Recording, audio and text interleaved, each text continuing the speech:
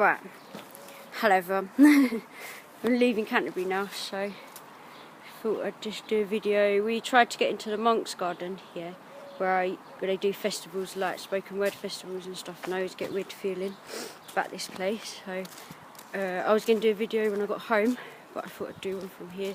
This is the closest I can get to it right now, so you still feel the energy. But, it's just through there. The waters run all around it.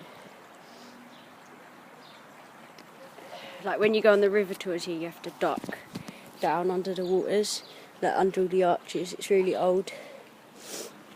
But these run around all the monks' gardens. I used to go hang out there a lot. This is quite a big location for me. I did a live art performance in here once with the spoken word, and yeah, like where I live now as well, there used to be loads of monks and they left and they came here. This place, Canterbury, is really linked with where I live back up at Priestwood Road and Mepham Harville. So yeah, like when I did the live art here, we was actually asked to leave, and I think it was because a lot of people had to pay to go in to see the spoken word. And when we was performing the arts, like a lot of the kids and the parents and families weren't paying money, and they were sitting down watching us do painting instead of obviously like listening with their eyes and not listening to, you know, the left part of the brain, the language part we want to shut down, which they were manifesting in these yurts. And the guy's dad has spent like 30 grand on them yurts for the spoken word festival that they first let us in.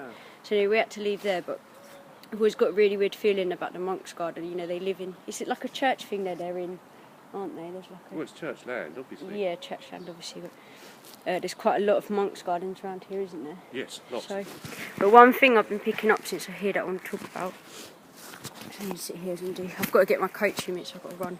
But I wanted to talk about the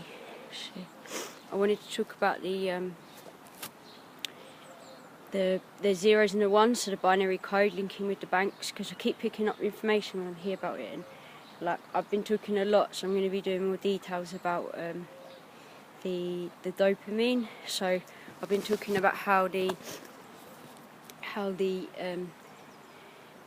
casinos mine dopamine, from the subconscious, which is the love frequency, and you've got to look in between all the cities where, you know, the ley lines and that connect. They've got like the amps that are open 24/7, allowing like people from all over the world in and out of these buildings whenever. Because remember, I lived in Covent Garden, working there quite a lot, so I used to be around London at all different times, and I used to find myself a lot by the Hippodrome there, and a lot of my mates used to fly off of the casinos, so I used to get taken a lot into quite a lot of the casinos after work for drinks, or I just looked at how they would function and then who was going in and out of them. And yeah, obviously you get like rich, but a lot of them go underground around like Leicester Square as well, Trafalgar Square, Leicester Square, they come. And yeah, what they're doing is, when you think of the addiction of mining energy out of these things, like I'll leave the video below of Scott Flausberg, because he's called the Human Calculator, and he was looking at the Las Vegas casinos. He's actually barred from all the casinos globally because of how his memory works. He's on the spectrum, basically. You can see dimensions, you can see the figures, and he was saying that they're the same way, the layout of the casinos in Las Vegas and stuff, they're the same layout as like the way the heart and the body would function, like 1, 2, 3, 1, 2, 3. The same way African villages were set out was 1, 2, 3. Now these all have a grid link system, and the most important thing is, because there's something going to happen with the banks soon, and it all links to like these places, especially here as well, because it links to binary code, which is linked with time, so the zeros and the ones. Then they link with the casinos, because the casinos are moving large amounts of mafia money throughout the world, and obviously they're open 24/7, so they run out of time because they're not on a time cap, because they're constantly open. Yeah, and then you've got people in there constantly at the love frequency, that's the addiction, and then you've got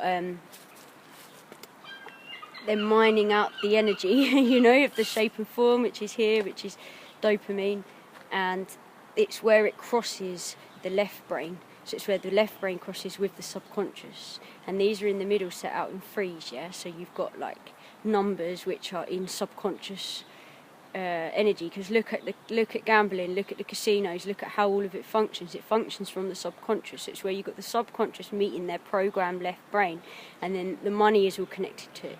So if you picture people in casinos in like in real time, like I always talk about real time, like the same with people in churches giving out love in real time, is just going into the flint, into their amps.